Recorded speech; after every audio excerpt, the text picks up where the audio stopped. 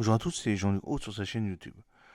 Aujourd'hui, nous allons parler du combat des drones avec des drones et apprendre de l'Ukraine sur l'avenir de la guerre. L'invasion russe de l'Ukraine a révélé le caractère critique des drones en tant que système d'armement sur les champs de bataille modernes.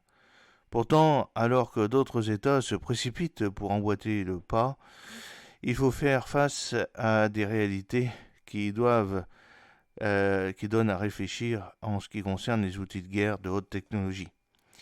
En 2020, les drones ont été qualifiés de solution magique pour l'Azerbaïdjan lors de son affrontement avec l'Arménie au sujet de la région du Haut-Karabakh.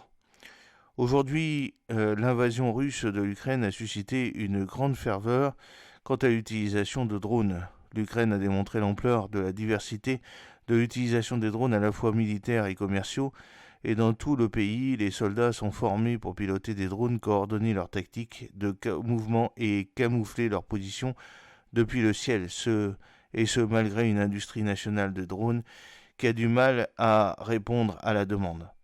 En février 2023, le gouvernement ukrainien a annoncé la création d'une force de systèmes sans pilote dédiée à la guerre des drones dans le but de créer un avantage technologique sur l'ennemi.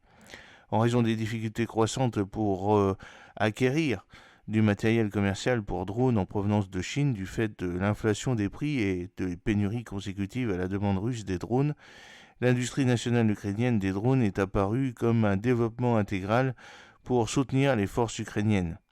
De nos jours, les drones vont des Drones de fortune ou drones faits maison aux prototypes avancés qui sont désormais fabriqués dans le pays. Le président Volodymyr Zelensky a prédit que l'Ukraine produirait 1 million de drones en 2024, un chiffre actualisé depuis à 2 millions.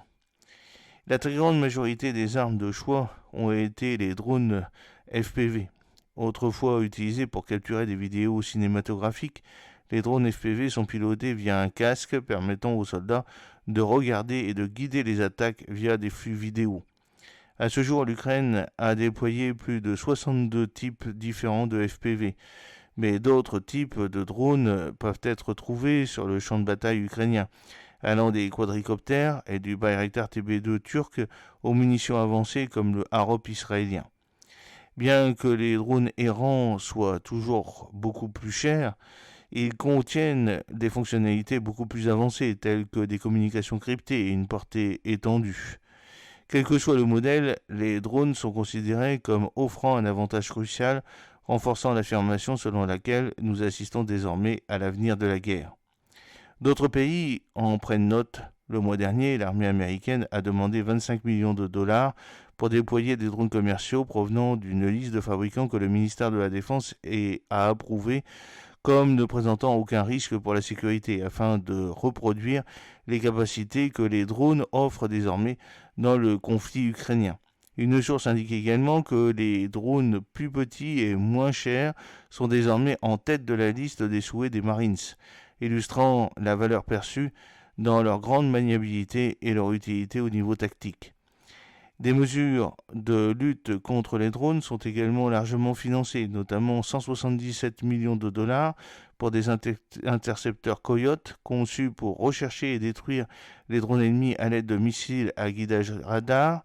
L'initiative américaine Replicator a un effort pour acquérir et mettre en service rapidement des milliers de drones bon marché, aurait adopté bon nombre de systèmes et processus d'approvisionnement, comme cela s'est produit en Ukraine, laissant certains commenter la saveur ukrainienne distincte de l'initiative. Pendant ce temps, les politiques de défense des gouvernements ont commencé à prendre en compte et à répondre aux affirmations selon lesquelles les drones à haut volume et à faible coût changent le visage de la guerre. Plus largement, il existe une volonté de capitaliser les avantages des drones dans les différents domaines aériens, terrestres, maritimes et spatiaux. L'Ukraine, qui ne possède pas sa propre marine, a prouvé que les drones pouvaient humilier une puissance navale en repoussant les flottes russes en mer Noire. En outre, certains affirment que les drones maritimes ont révélé de profondes failles dans la stratégie de guerre maritime moderne, ce qui amène certains à suggérer qu'avoir une grande flotte n'équivaut pas à de la puissance. La semaine dernière, il a été révélé via des renseignements open source que la Chine avait construit le premier transporteur de drones, véhicule aérien sans pilote UAV dédié au monde. Même l'Australie développe des drones sous-marins avancés, également connus sous le nom de véhicules sous-marins sans équipage ou UUV, capables de collecter des renseignements, de transporter des armes et d'hiberner sur le fond marin pour économiser de l'énergie. L'avantage essentiel des drones et des UAV réside dans leur capacité à produire des effets à un coût ou à une échelle inégalée par d'autres systèmes. Toutefois, les mesures de lutte contre les drones sont compliquées et doivent également être prises en compte. Dans le conflit russo-ukrainien, les deux parties expérimentent la lutte contre les drones adverses avec diverses sophistications, depuis les réseaux métalliques et les combats aériens avec des drones jusqu'aux opérations de guerre électronique GE telles que le brouillage des fréquences radio et la perturbation des signaux de drones. Les estimations actuelles suggèrent que l'Ukraine perd environ 10 000 drones par mois et un problème majeur pour le financement en temps de guerre, étant donné que les variantes de drones commerciaux ont tendance à être très coûteuses. Par exemple, le Coyote américain coûte 125 000 $ l'unité, soit plus du double des munitions iraniennes qui seront employées très probablement à abattre et qui ne coûtent que 48 800 $. L'armée américaine recherche actuellement des solutions offrant les meilleurs ratios coût par victime. Il s'agit notamment du Coyote, mais également des armes à énergie dirigée et des roquettes Advanced Precision Kill Weapon System APQKWS, telles qu'utilisées en Ukraine. Dans l'ensemble, la lutte contre les drones nécessite une approche à plusieurs niveaux, comprenant des systèmes superposés cinétiques, électroniques, à énergie dirigée ou à micro-ondes. En termes simples, il n'existe pas de solution miracle pour une stratégie de lutte contre les drones. Mais ce qui peut être plus profond, c'est la reconnaissance du fait que les drones ne tiennent pas les promesses d'une victime rapide et décisive qui réduit également les risques de dommages collatéraux, voire de crimes de guerre. Les évaluations faites suite au conflit du Haut-Karabakh, par exemple, suggèrent que même si les drones ont été efficaces comme multiplicateurs de combat pour l'Azerbaïdjan, à eux seuls, ils n'ont pas gagné la guerre. D'autres limites sont que les drones ne peuvent pas saisir ou maintenir le terrain, peuvent encourager des approches de conflit plus faciles à tuer que capturer, et peuvent étendre la portée temporelle et géographique du conflit, comme on l'a vu dans la guerre mondiale contre le terrorisme.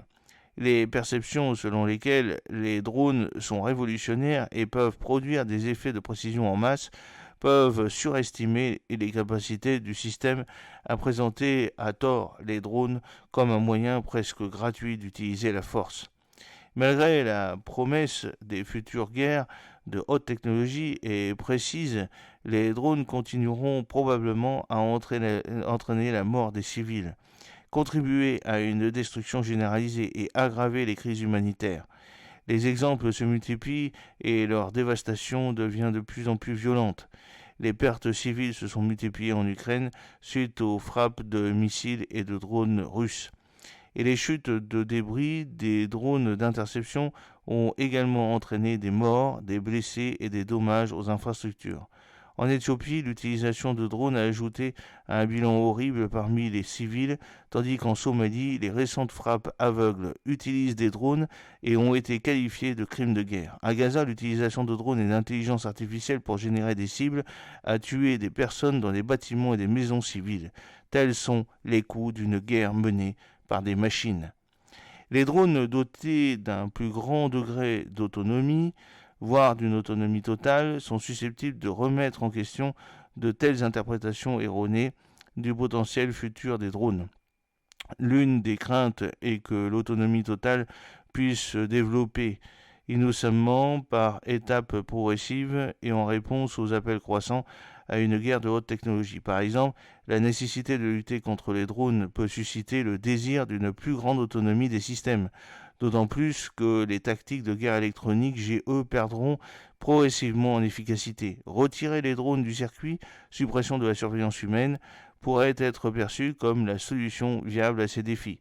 D'autres exemples, comme la reconnaissance d'objets autonomie permettrait à des drones coupés de communication d'accomplir de manière autonome les tâches de la phase finale. Certaines de ces capacités sont actuellement disponibles sur des plateformes comme le Shitchbell 300 de l'américain ou le russe Ovod sous la forme de systèmes de guidage de terminal. Et dans les systèmes moins chers comme le drone Scalpel de l'Ukraine avec des capacités de verrouillage de cibles. Il va sans dire que passer à une guerre de drones entièrement autonomes signifierait la perte d'un contrôle humain significatif sur les décisions de vie ou de mort, avec des conséquences inconnues pour les civils. La guerre en Ukraine a mis en évidence l'impact des drones et des drones dans la guerre moderne. À l'avenir, les États devraient s'efforcer de garantir que les véritables impacts de la guerre en termes de capacité et de leurs effets ne soient pas masqués par la promesse d'une guerre par drone de haute technologie. Dans le même temps, les gouvernants doivent en priorité éviter une dérive de l'autonomie des drones et autres systèmes de drones et élaborer activement des lignes directrices qui limitent les effets d'une guerre non réglementée par les drones. Voilà, j'espère que cette petite vidéo vous a plu. N'oubliez pas de cliquer sur le pouce pour la promouvoir, de vous abonner si ce n'est pas encore fait et de partager cette vidéo sur vos réseaux sociaux. A très bientôt, fidèlement, Jean-Luc O.